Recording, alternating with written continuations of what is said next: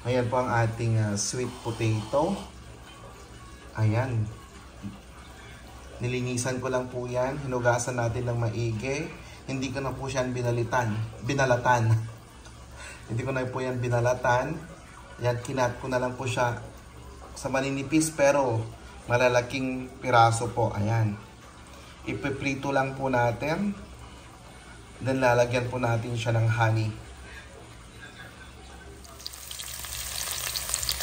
Ayan po, piniprito na po natin ang ating sweet potato. Ayan ang ating kamote. At ito na po ang ating napritong sweet potato o kamote. Ayan, ready to eat na po siya.